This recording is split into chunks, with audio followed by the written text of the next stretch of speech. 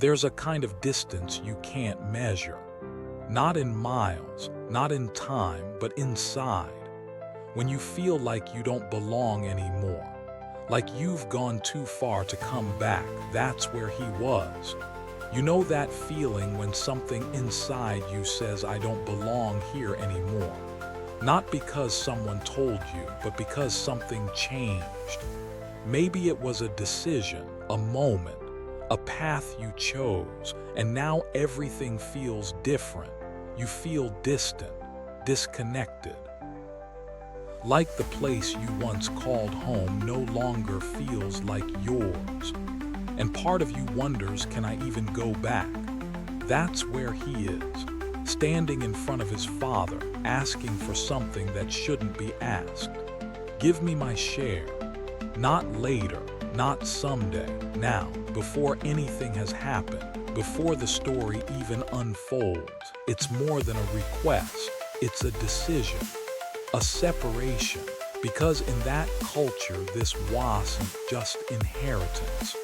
It was saying, I want what's yours, but not you. And still his father gives it to him. No argument, no force, no stopping him, just freedom, because love does that. It doesn't control, it allows choice, even when that choice leads away. So he leaves, walks away from everything familiar, everything safe, everything that once defined him. At first it feels right. Freedom, no rules, no expectations, no limits. He spends, he lives, he enjoys. For a moment it feels like he made the right choice. Maybe you've felt that, when walking away feels easier than staying, when independence feels better than responsibility, when distance feels like relief. But then things change. The money runs out, the friends disappear, the excitement fades, and reality shows up. A famine hits the land. Suddenly there's nothing left. No comfort, no security, no safety, just emptiness and hunger, real hunger, the kind that doesn't go away, the kind that reminds you how far you've fallen. He finds work. Not something meaningful, not something fulfilling, something desperate, feeding pigs, a job that for him meant hitting the lowest point.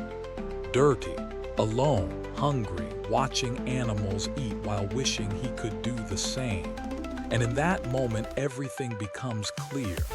Because sometimes it takes losing everything to finally see where you are.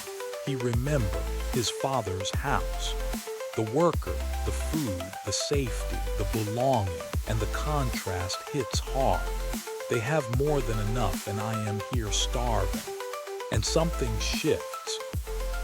Not outside, inside. A realization. I need to go back, but it's not simple, because going back means facing everything. The decision, the distance, the failure, and maybe the hardest part, the shame. What will he say? How will he look at me? Will he even accept me? So he prepares a speech, not as a son, as a servant. I am no longer worthy. He lowers himself, reduces himself, because that's what shame does.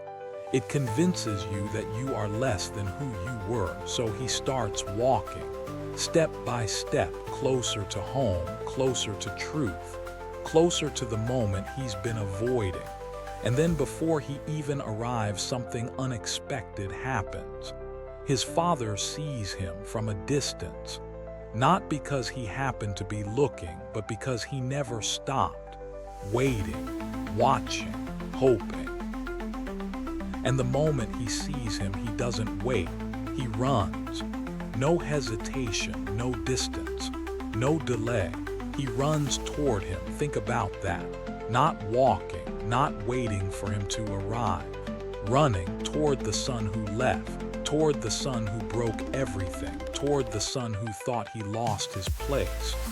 And when he reaches him, he doesn't question, he doesn't accuse, he He doesn't pause, he embraces him fully, immediately, before a single explanation, before a single apology.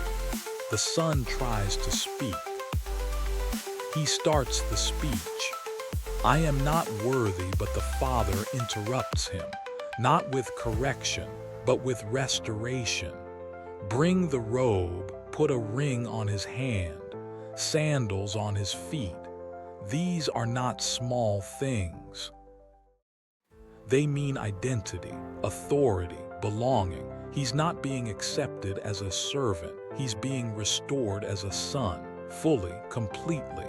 No conditions, no waiting period, no proving himself, just grace.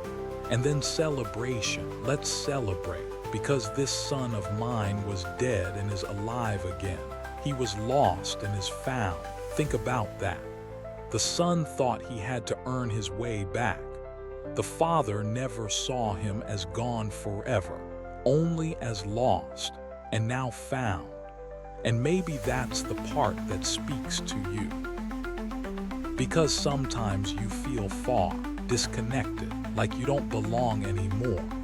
Like you've gone too far, but this story shows something different. You didn't lose your place, you just lost your way. And there's a difference, because losing your way can be reversed. There is a way back, not through perfection, not through performance, but through returning, taking that step, even when it feels uncomfortable, even when it feels undeserved. Because the father in this story isn't waiting to judge you. He's watching, waiting, ready to run towards you the moment you turn. And maybe that's where you are right now.